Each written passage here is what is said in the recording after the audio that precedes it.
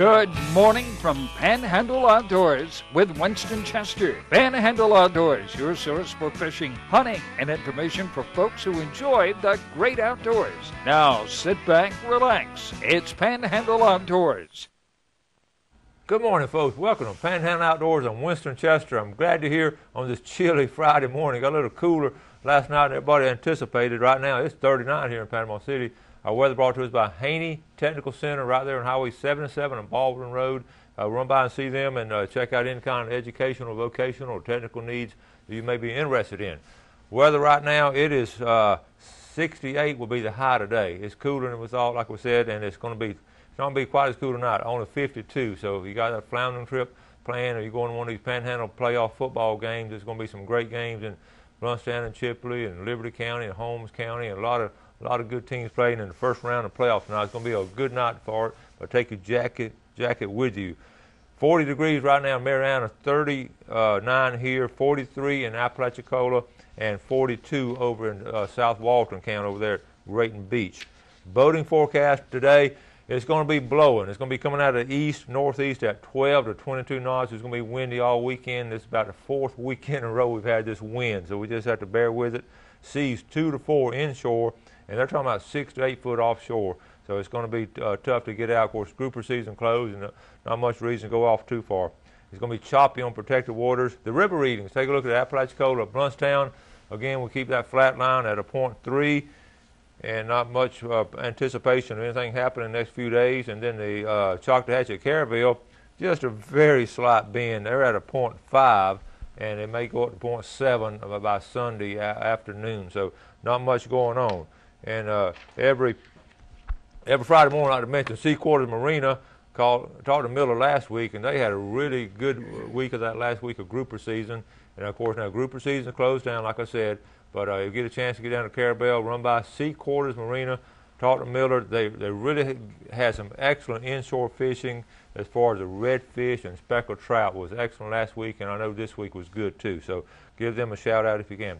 All right, I've got two special guests in the studio. We're going to take our break. You're going to really enjoy these guys. We'll be right back.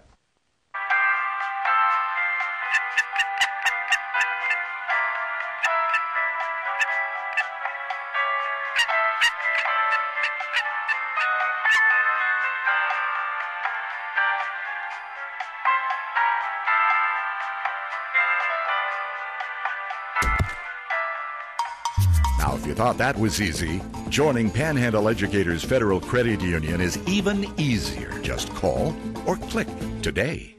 Bill Kramer's Chevrolet Cadillac Buick GMC is Panama City's exclusive full-line dealership, built on a 45-year foundation of trust and total customer satisfaction in all departments, including our huge pre-owned department, where we'll pay top dollar for your current automobile as a trade-in, or we'll place your vehicle on our lot and help you sell it. At Bill Kramer's Chevrolet Cadillac Buick GMC. 4 decades, 3 generations, 1 tradition.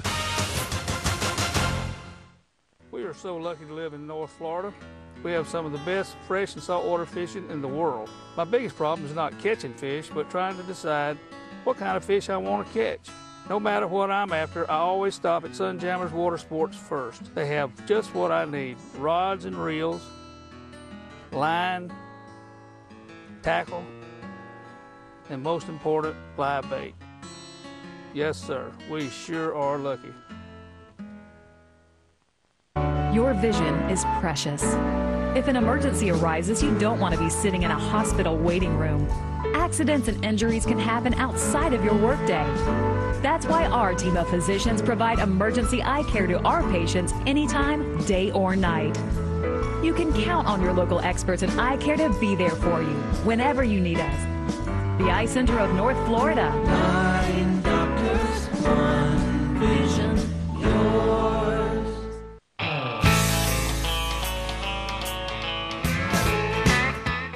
Welcome back. Let me introduce my guest this morning, Mickey Larkin. Good morning. Good morning. Henry Hazard. pleasure. Henry Hammond. I had Henry Hazard on mine. Henry Hammond. Hamlin. Listen. It's Hamlin, L-I-N. Hamlin. Henry Yeah. Hamlin. There you We're go. going to get it straight, okay? You got it right. President of Florida Bear Hunting Association. Yes, sir. Vice President That's correct. of Florida Bear Hunting Association. These guys are over in my neck of the woods over in Liberty County. Know their kin folks, and they know all my kin folks. And Tell us briefly, quickly about your background and all. Y'all been, family's been here a long time. My family's been here a long time. In the 1800s, my family came down the Apalachicola River. They were on a push barge. Hogs got sick, so they came up Florida River, built a temporary pen around their hogs, and first night there, a bear got in the hog pen and scared the hogs off, scattered them. We've been looking for them ever since. And that was in 1839. 1839. And put that in perspective, now Florida became a state in 1845. So y'all, I know y'all homestead got a lot of land over there. We've got some land there, yes. Had the Appalachia restaurant. Years ago, my father owned the Appalachia restaurant. I know that almost anybody's been on Highway 20 eating there. Okay, Henry, what about you? Well, I come to Liberty County in the 90s. I followed my family over there. Daddy went over in the middle 80s, started a cattle operation in the forest. He was a former sheriff in Leon County, and he had retired, and that's how I wound up in Liberty County. Okay. Then got involved in some more bear hunting. Okay, all right. Now, we're going to look at let's look at some of these old pictures here we have. Mickey, tell us about this picture here. This is a picture of my grandmother. This is taken back in the 50s. My grandmother killed 2 bears in her lifetime, but she hunted. They liked to run the dogs and listen to the dogs, but this is one of the bears that she had killed in the 50s. You can see it's an event. Yeah. You know, people enjoy it. I laugh because the FWC has a women and outdoors thing now, trying to get women involved. A lot of people don't realize our heritage. These ladies have always hunted in areas, and Liberty County is one area they always hunted in. That's right. I know okay, this is other picture. One, 2 or 3 quick pictures and move on. But I just want y'all to appreciate the history and heritage of this area. Tell us about this picture right here now. This is another picture of another bear that my grandmother was involved in on a bear hunt. I'm not sure which of the hunters here killed this bear, but you can see the thing about this picture is, look, there's a young person in there, and it was family oriented. Yes. It was get together, family oriented type deal that everybody had a good time. Okay, Henry, tell us a little bit about the facts. I know we hear so many things about Yogi Bear and all that kind of stuff, but just tell us a little bit. I know you've done extensive work. I'm gonna show a book in a minute your dad did, but let's talk about it a little bit. Okay, I can go back in '94. See, they stopped bear hunting. I think that the last around 32 bear were killed in the Apalachicola National Forest. That's what got him fired up to where the book come about 10 years later. He was an avid bear hunter, but he never killed but one in his life. His daddy killed one. I mean, you didn't go out and kill a bunch of bears. You just kill one, and then you let another family member kill one. It's not like deer where you fill up the freezer. Right.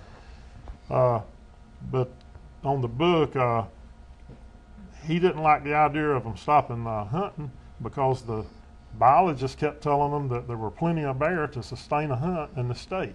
As a matter of fact, that the bear were on the increase. So he started doing an investigation and digging and going to all the FWC meetings all across the state at his own expense. He wrote all kind of articles, done all kind of research. And then about 10 years later, he says, I got enough stuff here for a book. So he compiled it all and he wrote this book. It's very factual, and it tells all about FWC, how it was mandated back in the 50s, what they were supposed to do for game and fish, the hunters and fishermen, to maintain a resource that would be here for generations to come. I know you had a statistic a while ago we were talking about before the show about the accidents or something on the total number of bear in 1994 compared to right now? Yeah, back in 1994, there was about 80 bear a year on average killed on the highways. This past year, the average has jumped up to around 155 a year. So it's double. Yes, sir. It's double. So like on bear complaints, back in '94, they had around 147 complaints a total year, and in 2010, they had almost 4,000. They have so many complaints, they say they don't have the staff to answer the calls. They get 4,000 complaints a year on bear. They're just overpopulated in the forest, and they're coming out in the communities. How many states allow bear hunting in America? How many states we have roughly? There's around 31 in the mid-30s allow bear hunting. there's more states that could allow it, but Yeah. Florida right now is really being overrun, and these communities are just they don't know what to do with them anymore. And this bear management plan that the Game and Fish Commission has come out with does not take in the management of overpopulation, and we're at that point now. The commission says there are around a little over 2,800 to 3,000 bears right now in the state of Florida. If the Game Commission is having this much problem controlling this many bears, what's going to happen if it gets up to where they say it's 4,000 or 5,000 or 8,000 bears? What are we going to do? We're not going to be able to control it. Okay. All right, we're going to take a break. We'll come back and talk about what the federal government says about bear hunting. So we'll be right back. When you're looking for sales, parts, and service for your outboard, all in one location, you're looking for BJ's Marine, your authorized Tohatsu and Nissan dealer. BJ's Marine does it all. They have outboard parts and a service center and used motor sales too. Tohatsu, reliable, dependable, fuel efficient, and lightweight. Tohatsu Outboards, technology for the next generation. BJ's Marine, 1317 Transmitter Road since 1991. Coastal Grill, located in the heart of beautiful Port St. Joe, was established in 2002 by Patty and Dewey Blaylock as a family-owned coastal restaurant. In Port St. Joe, we meet at Sunset. Sunset's open for lunch and dinner every day of the week. Fresh seafood's brought in daily and served in a variety of traditional and creative ways. Try our award-winning gumbos. Steaks are grilled simple and perfect over an open flame grill. Our homemade soups, sauces, and salad dressings are so popular, we sell them retail. And don't forget, see the sunset at Sunset. Captain's Cove Marina, designed with fishermen in mind. Easy access to the best fishing along Florida's Forgotten Coast.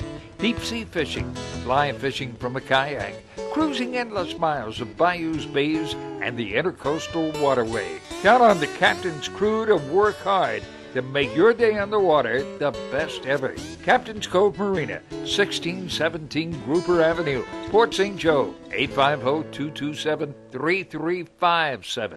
When you stop by Blue Water Outriggers, you will find everything for your outdoor adventure. Stock up on all your favorite brands and shop for some of the latest outdoor gear and accessories. You can also shop online and have your orders delivered straight to your home. Our flagship store is nestled right off of Highway 98 in the Port City Shopping Center, just steps away from the Port St. Joe Marina. You will love our selection, our prices, and our friendly service.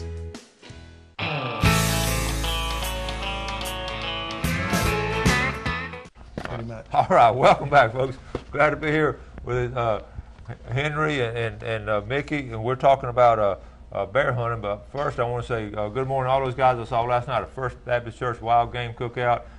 What a great job they did. Had about 1,300 men over there. Great fellowship, great food. Got to hear Coach Bobby Bowden speak, and it was just really special night. My nephew and all his buddies came down from Bristol, the First Baptist Church there, and it was just great to see everybody. So we're talking about bears right now. We're covering this is a game camera. Okay, first of all, let's look at a picture. We've got some great pictures, and a lot of people just love looking at these pictures. This is amazing. So you see this bear out here. So this is in Apalachicola Forest, or this is on a privately owned property. Okay. That a gentleman has. He sent me these pictures, and he sent me this game camera that I have also. All right, the bear sees something, so he starts moving. This is going to be a sequence of pictures right here, okay? The bear starts moving toward this object, so he's getting closer to the camera right now, in other words. Now, it looks like about middle of the day, so he's getting closer and closer. And now, look at it, all you see is his ears and part of his head, so obviously he's at the camera. And then it's going to get a little bit out of focus because now he gets right up in the camera. And now show us what happened to the camera. Okay, this is the camera that took those pictures. The bear has busted out the whole front of this camera and tore the sides off of this camera, and also tore off the framing on the back of it. Now, the thing about this is this wasn't the only camera that this gentleman lost. That's a Moultrie camera. This is a Moultrie camera. That's a high-dollar one. Moultrie is pretty good about repairing the items that get torn up. But I had some Moultrie game feeders that bears tore up, and I sent them back to them 2 or 3 times to be repaired. And Moultrie's wrote me a letter, and I wished I had kept the letter saying, "No use sending us any more game feeders because we're not repairing them anymore because of the bears. They get so many. They get so many of them now. It's unbelievable." Yeah, so they can't repair the camera either. All right, Henry, this book your dad wrote is fascinating and all. And if people want to get a hold of, get a copy of this book, tell us how they can do it. All they have to do is get in touch with me. I live in Bristol, and my phone number 850-670-8540, and I'll sure send them one. They're $20. That covers the cost of the book. There's no profit in it. We just want to get the message out. A lot of great information. 670-8540, our local zip code, area code, 670-8540. All right, now what did the federal government, I know y'all are extensively, you've been president of the association, I know y'all have done a lot of research. What does the federal government say about bear hunting? Bear hunting, the U.S. Fish and Wildlife Service has never recognized the bear in the state of Florida as being endangered or threatened. They have said the whole time that there's been plenty of bears. In the early 1990s, it was U.S. Fish and Wildlife Service was petitioned to have the bears placed on the threatened and endangered list. That was turned down. It was appealed in 1996, I believe it was, 96, 97, to again have them placed on the threatened and endangered list, but the Fish and Wildlife Service again said there's not enough data saying that they're endangered. There are plenty of bears in the state of Florida. So the thing that I would say about it is the Game and Fish Commission, they've done their job. If they wanted to increase the bear population, they've done that. But now it's time to take that next step. We've got to make the next step and get a privilege that was taken away from the sportsmen in the state of Florida, get it returned to us. Bear hunting would generate enormous revenue. Yeah. Just like other hunting. I know. I have some people I know that go up to Georgia, the Okefenokee swamp, and they go up there and spend a whole week up there camping out and buying groceries and buying out-of-state license and all to bear hunt in Okefenokee. Now, is there a meeting anytime soon with FWC? On November the 22nd, which is this next Tuesday, in Bristol, there's going to be the first in the state of Florida. It'll be the first public bear management meeting concerning the 6.1 bear management plan. The bear management plan is over 190 pages that the FWC has put together. The first plan that they put together last year that that I'm a part of also is 120 pages. Okay. So that's the government. They are going to help us out. Okay. So we need everybody to be there. It's going to be at 6 p.m. Eastern Standard Time at the Civic Center in Bristol, the Veterans Memorial Civic Center, which is on Highway 12 South, about a mile from the traffic light in Bristol. It's not hard to get confused in Bristol. We don't have but one traffic light in the whole county. That's always so just take a right at the traffic light if you're coming from Panama City and go about a mile, and it'll be right there on your left. There's a sign there letting you know you're there. That's always a trivia question I give to my students, to name one county in Florida that only has one traffic light. And all right, Henry. I want to say one thing. The bear's best friend is the hunter. Yeah. All hunters do not want to deplete the bear population. No. We want them for our children to hunt, our grandchildren, and the next generations after that. Yeah. I mean, I've noticed this by being a hunter with them.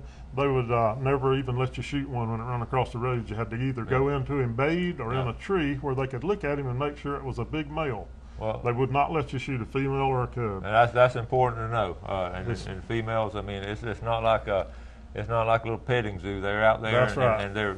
I notice, and I'm constantly reading about out of the paper about bears being hit down around Carabel and all through that area, up through Liberty County. There was a bear that killed 3 of my brother-in-law's baby newborn calves over in Waukena last year.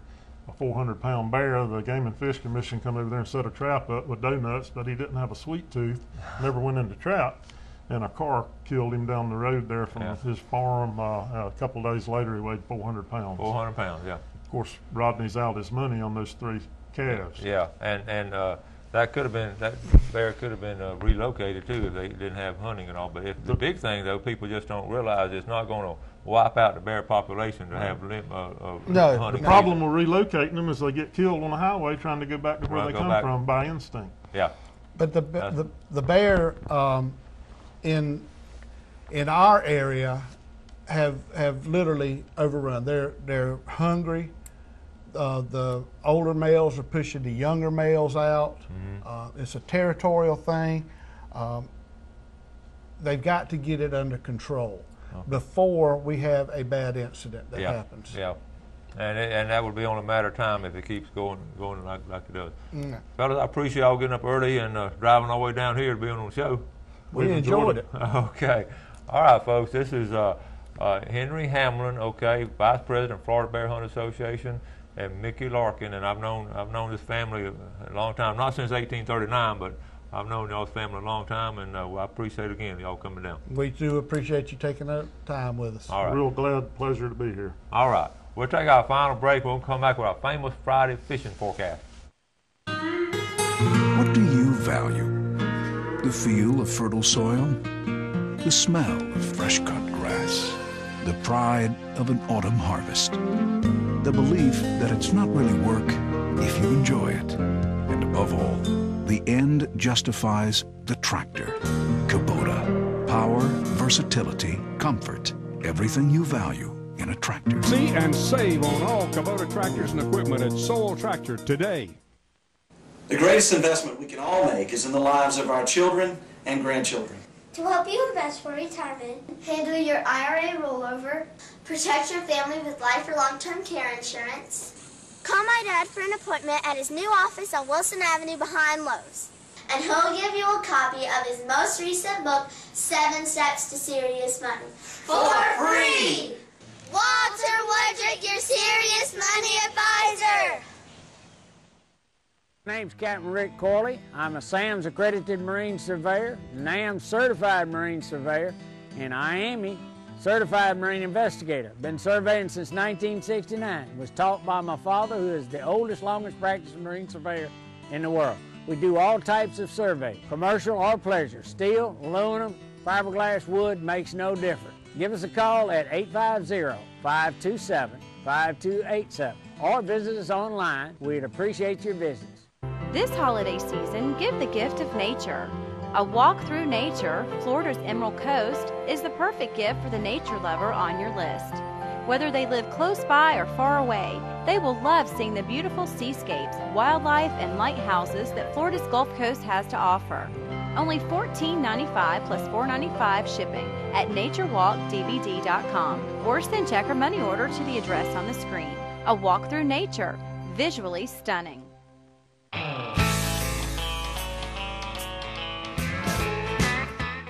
All right, welcome back. We're going to do our famous Friday fishing forecast, and first of all, let's do our Express Lane fishing game time for the day, brought to us by Express Lane, American-owned and American-operated. Our times today are 5:33 a.m. to 7:33 a.m., and this evening from 5:57 to 7:57 will be the peak times of the fishing game in Florida Panhandle, moving around.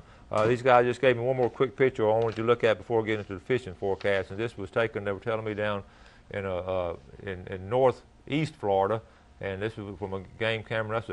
That was a Florida Panther pulling a deer right there. So these guys have tons of pictures they brought. We just didn't get a chance to look at all of them. Okay, let's get started on our Tarpon Dock Seafood famous Friday fishing forecast, brought to us by Tarpon Dock Seafood, and it's been a good week in fishing. First of all, we'll start here in South Walton County. Bruce Mixon reported last night. He sent his report in. It's the biggest factor, of course, has been the wind in Choctawhatchee Bay. The gust been rough, and the reports, the specks in the mouth of Apalachicola really turned on. There's been some really nice big speckled trout caught at the mouth of Choctawhatchee and at Black Creek on the Intercoastal Waterway and flounder were caught, and also a few sheephead in Choctawhatchee Bay. Over here in Panama City, the hot spot, I think you'd have to say the Panama City Beach Pier. The report I got two different reports during the week, live reports. They were catching kings in a 15 to 25 pound range. They caught Spanish, flounder, pompano, mullet, whiting, bonita, redfish, and a tiger shark off the pier.